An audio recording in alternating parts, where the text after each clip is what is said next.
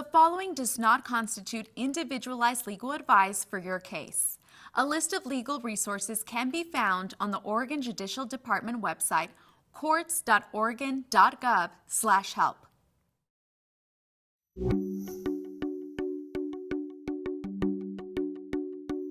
Small claims courts are often called the People's Court and involve claims for $10,000 or less. In this video, you'll learn the ins and outs of the small claims trial process. If parties don't reach agreement after mediation, their case will be set for trial. You will be sent information regarding the date and time of your trial and how to prepare for your appearance in small claims court. Please make sure the court has your most up-to-date contact information. What happens at a small claims trial?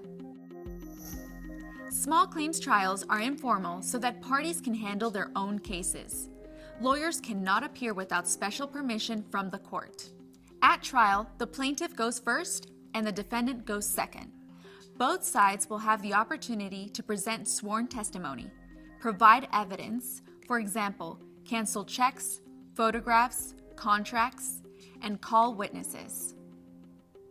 For any evidence you bring to trial, you must have 3 copies. The original documents are provided to the judge, 1 copy to the other side, and you will want to retain a copy for your own use. In small claims trials, documents do not have to be provided to the other side prior to the start of the trial, unless you are otherwise ordered by a judge to do so. You will have a limited amount of time to present your case. Identify your most important points. If you wish to have a witness testify on your behalf, have them attend the trial. If you need to display a video or other digital material, you must notify the court in writing 7 days prior to your trial. Plan on being at the courthouse for at least a couple of hours. For additional information on small claims trials, visit courts.oregon.gov/multnomah and click on Small Claims. What if I can't appear? If you are unable to appear on the date provided, you must submit a written request to the court at the address provided in your trial notice, requesting a postponement. Your written request must be received by the court at least 7 days prior to your trial, and you must provide the other side with a copy of your written requests. If the court grants your request, you will be sent a new notice with a new trial date and time. If your request for postponement is not granted, you must appear.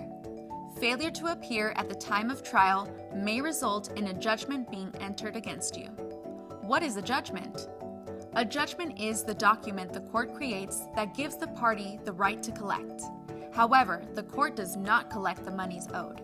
If you are unable to appear in person and wish to request to appear remotely, you must submit a written request to the court at the address provided in your paperwork. You must provide the other side with a copy of this request. If the court grants your request to appear remotely, you are required to send documents to both the court and the other side. Documents must be received by the court and the other side at least 7 days prior to trial. If your request to appear remotely is not granted, you must appear. Failure to appear at the time of trial may result in a judgment being entered against you. If you need to request a postponement of the trial date, you must submit your request in writing and provide the other side with a copy of your request. What happens after trial? If the trial results in a judgment against you, the amount is due and owed the same day as the judgment is issued. If the debt is not paid right away, the judgment creditor may proceed to collect the debt in ways that are allowed by Oregon law. For example, garnishment of wages, attaching bank accounts, and placing liens on property such as cars or houses. The creditor is responsible for collecting a judgment. The court does not collect the money. If you need help with post-judgment collection or enforcement procedures, you should contact an attorney. There are a few important things to remember. Attorneys may only appear on small claims cases with prior approval of the court. You cannot appeal a judge's ruling in small claims court. Any written communication with the court must be copied to all parties. The court will not review your written communication unless you state that you have copied the other side. We know that appearing in court can be stressful, and hope this video has helped you understand a small claims trial. Remember, the courts are here to help you navigate the process. If you need assistance due to any type of disability, need an interpreter, or have questions about our court procedures, filing fees, or court forms, please visit the court's website at courts.oregon.gov/multnomah or check your paperwork for court contact information. The information presented in this video is specific to the Multnomah Circuit Court. We recommend contacting your local court for more details and information.